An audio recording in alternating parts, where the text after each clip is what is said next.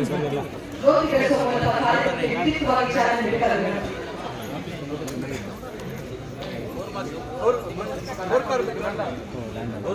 ಈ ಜ್ಯೋತಿ ಬೆಳೆಸುವ ಕಾರ್ಯಕ್ರಮದಲ್ಲಿ ಎಲ್ಲ ಧರ್ಮಗಳನ್ನು ಪಾಲ್ಗೊಂಡಿದ್ದಾರೆ.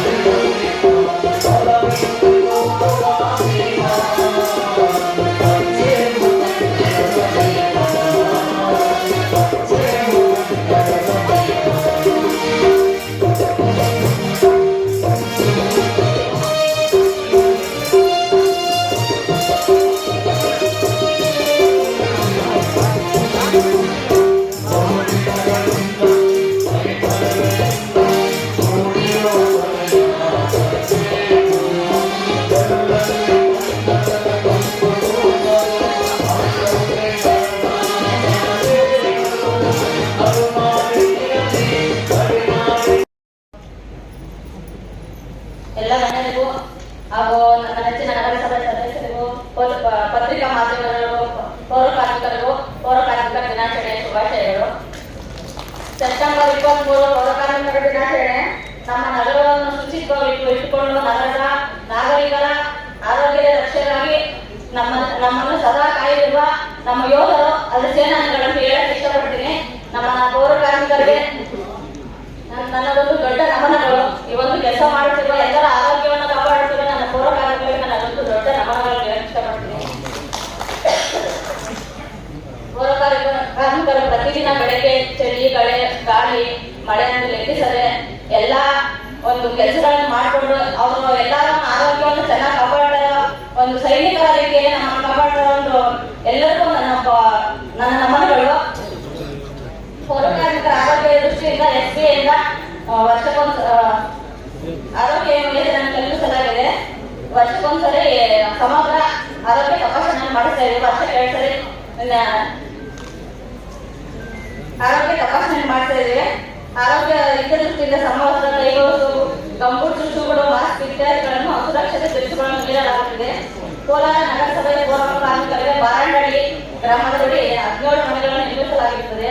ಅವು 59 ನಿವೇಶನಗಳನ್ನು ನಗರಸಭೆ ವತಿಯಿಂದ ಹಕ್ಕುಪತ್ರಗಳು ಕೊಟ್ಟಿರುತ್ತವೆ. ಉಳಿದ ಪೌರ ಕಾರ್ಮಿಕರಿಗೆ ಮನೆಗಳನ್ನು ನನ್ನ ಅಧಿಕಾರದ ಅವಧಿಯಲ್ಲಿ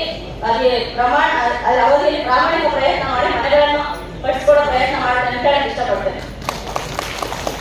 ನಮ್ಮ ಸದಸ್ಯರು ಹೇಳಿದಂಗೆ ಇವಾಗ 7,000 ಕಾಯಂ ಪೌರ ಕಾರ್ಮಿಕರಿಗೆ ದುಡ್ಡು ಸೇರಿದೆ. ಇನ್ನ ಏನು ಕಾಯಂ ಹಾಕಿ ಎಲ್ಲ ಪೌರ ಕಾರ್ಮಿಕರಿಗೆ ದುಡ್ಡು ಕೊಟ್ಟಿಲ್ಲ ಅಂತ ಅವ್ರು ಹೇಳ್ತಾ ಇದ್ದಾರೆ. ಅದು ನಮ್ಮ ಆಫೀಸ್ ಕಡೆಯಿಂದ ಬ್ಯಾಂಕ್ ಚೆಕ್ ಹೋಗಿದೆ. ಬ್ಯಾಂಕ್ ಅಲ್ಲಿ ಏನೋ ತೊಂದರೆ ಆಗಿ ಅದು 2,000 ಸೇರಿದೆ. ಸಂಜೆ ಒಳಗಡೆ ದುಡ್ಡು ನಿಮ್ ಕೈ ಸೇರುತ್ತೆ ಅಂತ ಹೇಳಕ್ ಇಷ್ಟಪಡ್ತೀನಿ.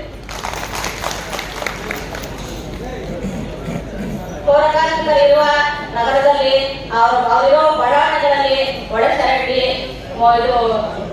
ಬೀದಿ ದೀಪ ಎಲ್ಲವನ್ನು ಸುರಕ್ಷಿತವಾಗಿ ಇಡೋದಕ್ಕೆ ಎಲ್ಲ ಕೆಲಸಗಳು ಮಾಡೋದಕ್ಕೆ ನನ್ನ ಅವರಿಗೆ ಪ್ರಾಮಾಣಿಕ ಪ್ರಯತ್ನ ಮಾಡುತ್ತೇನೆ ಅಂತ ಹೇಳಕ್ ಇಷ್ಟಪಡ್ತೇನೆ. ಇವತ್ತು ದಿನ ಈ ಕಾರ್ಯಕ್ರಮ ತುಂಬಾ ಅದ್ದೂರಿಯಾಗಿ ವಿಜೃಂಭಣೆಯಿಂದ ನೆರವೇರಿತು ಅಂತ ಅನ್ಕೊಂಡಿದ್ದೀನಿ. ನೀವು ಇದೆಲ್ಲ ತುಂಬಾ ಯಶಸ್ವಿಯಾಗಿ ನಡೆಸ್ಕೊಡ್ಬೇಕಂತ ಎಲ್ಲರೂ ಕೇಳ್ಕೊತಾ ಇದ್ದೀನಿ. ಈ ಒಂದು 4 ಮಾತನಾಡಕ್ಕೆ ನನಗೆ ಅವಕಾಶ ಕೊಟ್ಟಂತ ಎಲ್ಲರಿಗೂ ನಮಸ್ಕಾರ. Thank you.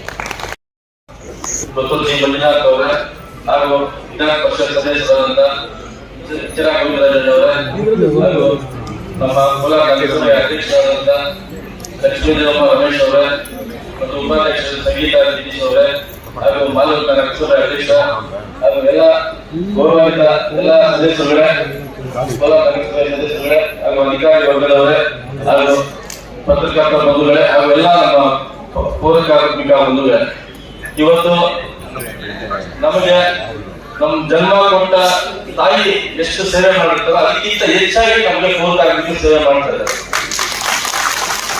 ಪೌರ ಕಾರ್ಮಿಕರು ಇವತ್ತು ನಮ್ಮ ಕಣ್ಣು ಕಾಣೋ ದೇವರು ಅಂದ್ರೆ ತಪ್ಪಾಗಲಾರದು.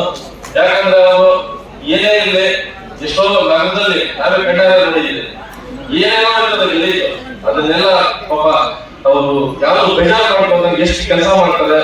ಅವ್ರ ಸೇವೆ ಒಂಥರ ತಾಯಿಗಿಂತ ದೊಡ್ಡ ಸೇವೆ ಅದು. ಅದನ್ನ ಯಾವತ್ತೂ ನಾವು ಮರೆಯಬಾರ್ದು.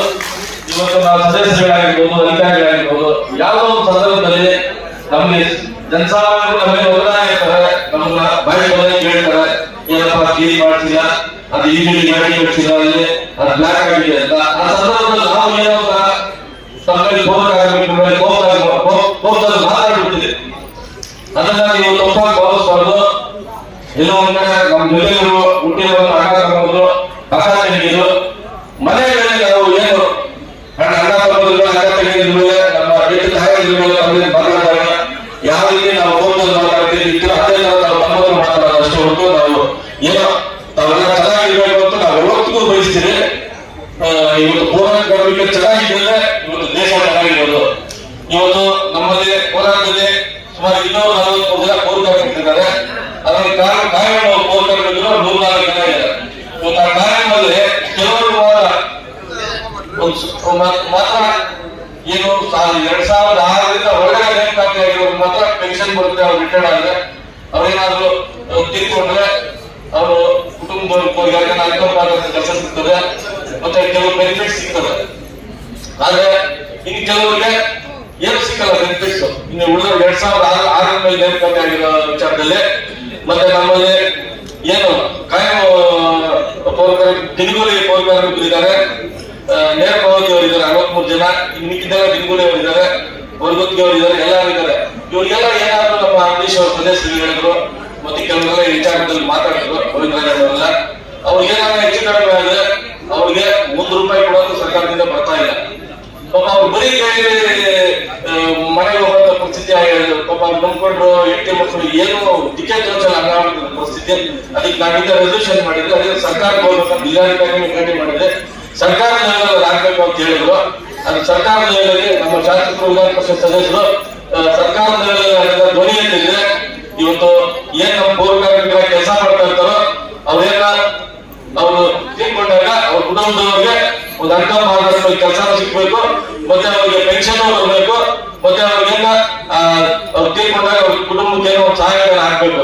ಇವೆಲ್ಲ ಮಾಡೋದಕ್ಕೆ ಮಾಡಿದ್ರೆ ಸರ್ಕಾರದ ಗಮನ ಸೆಳೆಯುವಂತ ಕೆಲಸ ನಮ್ಮ ಶಾಸಕರು, ವಿಧಾನ ಪರಿಷತ್ ಸದಸ್ಯರು ಮಾಡಿದ್ರೆ ಎಲ್ಲಾ ಪೌರಕಾರ್ಮಿಕರಿಗೂ ಅನುಕೂಲ ಆಗುತ್ತೆ. ಇವತ್ತು ಪೌರಕಾರ್ಮಿಕರು ಚೆನ್ನಾಗಿದ್ರೆ ಎಲ್ಲ ದೇಶನೇ ಚೆನ್ನಾಗಿರ್ತದೆ, ದೇಶ ಸ್ವಚ್ಛವಾಗಿರ್ತದೆ ಅಂತ ಈ ಸಂದರ್ಭದಲ್ಲಿ ಹೇಳ್ತಾ ನಾನು 2 ಮಾತನ್ನು ಮುಗಿಸಿ ಜೈ ಹಿಂದ್.